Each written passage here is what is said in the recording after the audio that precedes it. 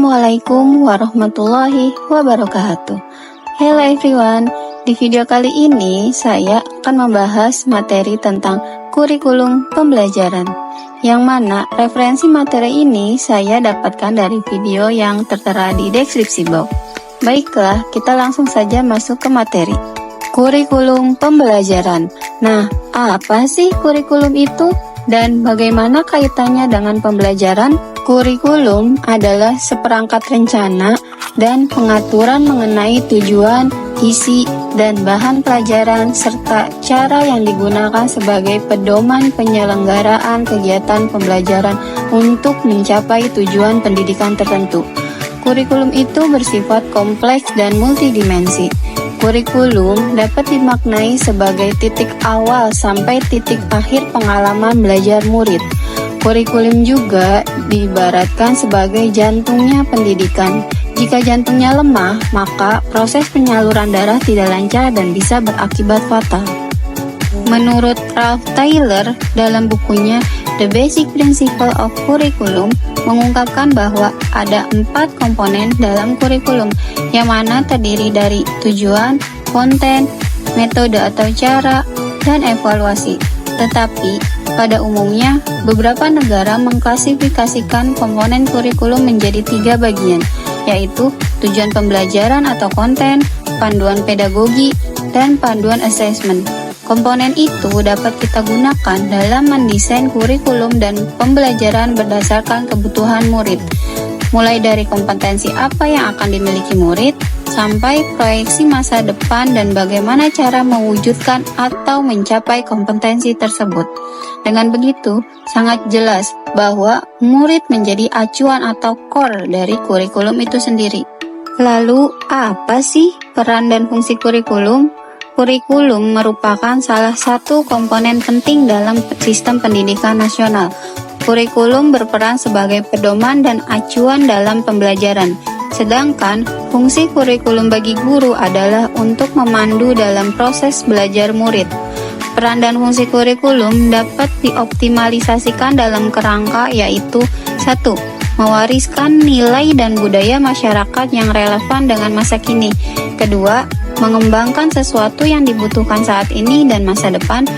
Dan yang ketiga, menilai dan memilih sesuatu yang relevan atau kontekstual sebagai kontrol sosial.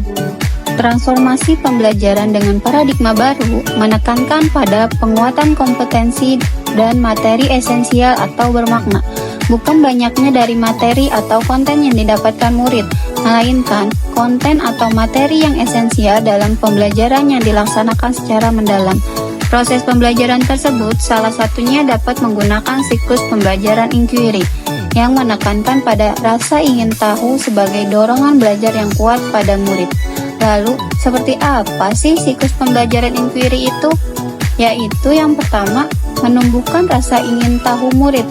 Hal ini agar membuat imajinasi mereka berjalan dan bekerja dalam pikirannya.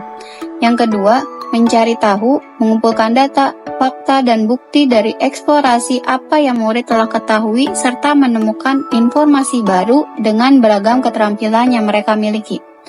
Yang ketiga, menganalisa, menerjemahkan, dan mengkomunikasikan apa yang murid telah pelajari dengan berfokus pada peningkatan keterampilan berpikirnya.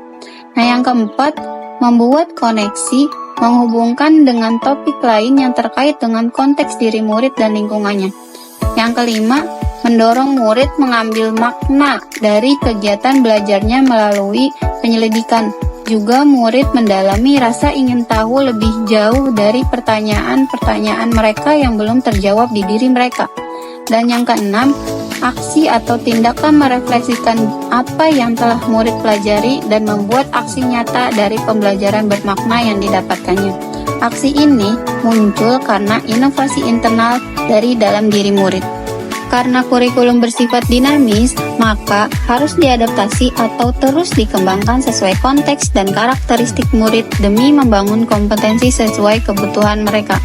Pada modul Merdeka Belajar, Ki Hajar Dewantara mengatakan bahwa Maksud pendidikan adalah menuntun segala kekuatan kodrat yang ada pada anak-anak agar mereka dapat mencapai keselamatan dan kebahagiaan yang setinggi-tingginya, baik sebagai manusia maupun anggota masyarakat. Nah, maka demi menuntun kodrat murid-murid, pembelajaran termasuk kurikulum yang diselenggarakan juga harus terus menyesuaikan dengan kebutuhan murid. Sebagai guru itu harus terus untuk mengikuti dan memahami tren kehidupan murid yang tergolong generasi Z dan Alpha. Ada pepatah yang mengatakan, "It takes a village to raise a child," yang artinya butuh seluruh desa untuk membesarkan seorang anak. Pepatah ini menyiratkan perlunya peran orang tua, masyarakat, dan sekolah dalam mewujudkan kurikulum yang berpihak pada murid. Mereka inilah yang disebut sebagai 3 pilar pendidikan. Oleh karena itu, ketika merancang kurikulum, kita harus menempatkan kebutuhan, pendapat, pengalaman, hasil belajar, serta kepentingan murid sebagai rujukan utama. Sejatinya, kurikulum itu dirancang untuk murid. Agar dapat mewujudkan seluruh kompetensi yang diharapkan dari kurikulum, semua pihak itu harus berkolaborasi maksimal. Misalnya, guru terus belajar memfasilitasi pelajaran yang sesuai. Orang tua terus memahami perkembangan dan kebutuhan murid. Dan semua yang bergerak di bidang pendidikan juga harus terus mengikuti perkembangan kebutuhan murid. Mengapa sih kurikulum itu harus diadaptasi? Konteks satuan pendidikan yang beragam membuat banyak hal tidak mudah untuk diimplementasikan di kelas. Itulah sebabnya kurikulum yang ditetapkan secara nasional perlu diadaptasi di tingkat satuan pendidikan. Nah, di sini ada beberapa hal yang menjadi alasan mengapa kurikulum harus diadaptasi, yaitu terdiri dari perbedaan lingkungan, ekosistem sekolah, dan perubahan yang terus terjadi di sekolah. Adaptasi kurikulum itu dapat dilakukan dengan cara merancang KOSP atau Kurikulum Satuan Operasional Pendidikan. KOSP ini memiliki komponen, yang mana komponen tersebut terdiri dari 5, yaitu yang pertama ada karakteristik satuan pendidikan, yang kedua ada visi, misi, dan tujuan, yang ketiga ada perencanaan pembelajaran yang mencakup alur tujuan pembelajaran, asesmen, modul ajar, dan program prioritas satuan pendidikan.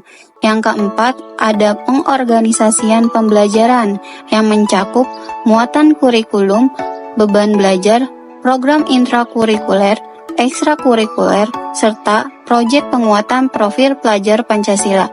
Dan yang terakhir, ada sistem pendampingan, evaluasi, serta pengembangan profesional. Nah, di pembahasan terakhir itu ada prinsip pengembangan KOSP, yang mana prinsip pengembangan KOSP itu terdiri dari 5 poin. Poin yang pertama itu berpusat pada murid. Poin kedua, kontekstual. Poin ketiga, esensial. Poin keempat, akuntabel. Dan poin yang terakhir itu melibatkan berbagai pemangku kepentingan.